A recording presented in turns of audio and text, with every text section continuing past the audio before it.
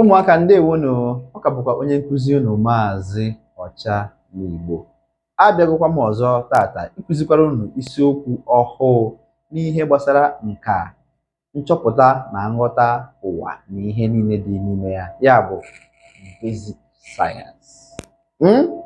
Tata isiokwu nke anyị ga-elebanye anya na-ekwu gịnị, na-asị energy, sources of energy.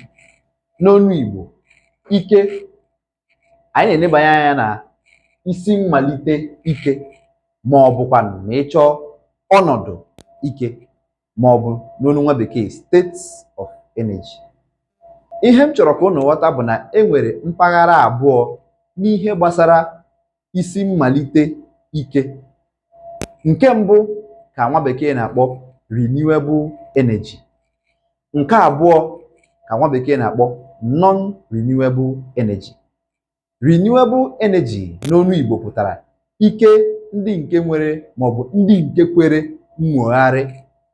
Ihe nke a pụtara bụ na ike ndị a apụrụ ime ha ka ha dịkwa ọhụrụ.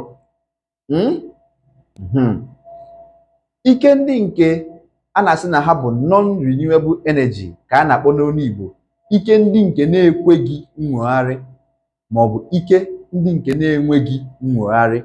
Ihe nke a pụtara bụ na ike ndị dị otu a na-agaghị emeli ka ha dịkwa ọhụrụ. Ya bụ na iwere ya mee ihe, ọ gago. Iwere ha ya mee ihe, ọ gaala. Ị gaghị emeli ya ka ọ dịkwa ọhụrụ. N'ihi nke a, o nweghị nnwogharị.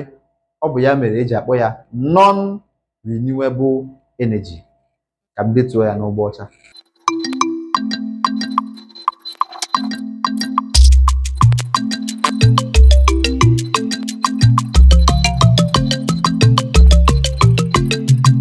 Ọ bụrụ na anyị elebanye anya na renewable energy ma ọ bụ ike kwere nnwogharị ma ọ bụ ike nwere nnwogharị,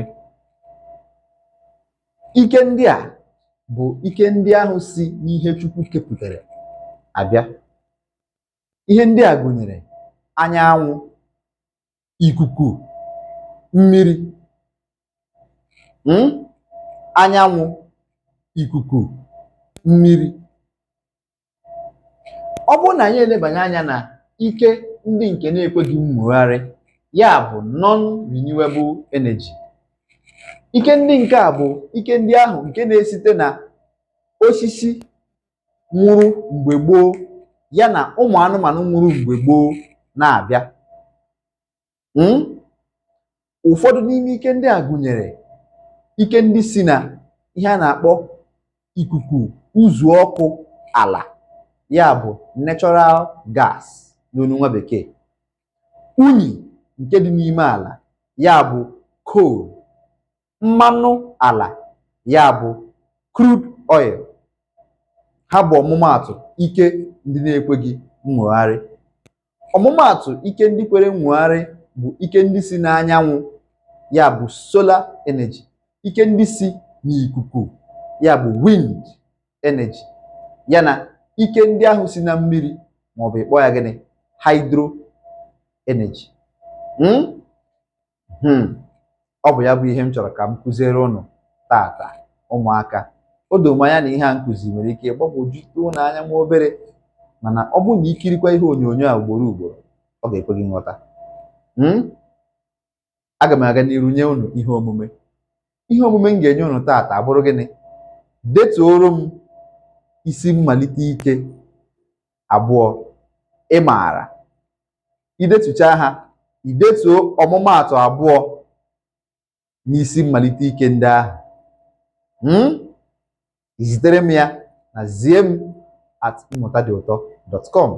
Cheta na ebe isi na-ekiri anyị bụ na Mmụta Dị Ụtọ TV. Ị nwere ike sonyere anyị na YouTube @maaziagụ.com, sonyere anyị na Facebook, Instagram na Twitter @maaziagụ. Cheta na ọ ka bụkwa onye nkụzi gị Maazị Ọcha n'Igbo ka ị na-ekiri, wee na-asị ụnụ ruo izuụka ọzọ m ga-abịakwa ebe a ịkụzikwara ụnụ ihe ọhụrụ ọzọ.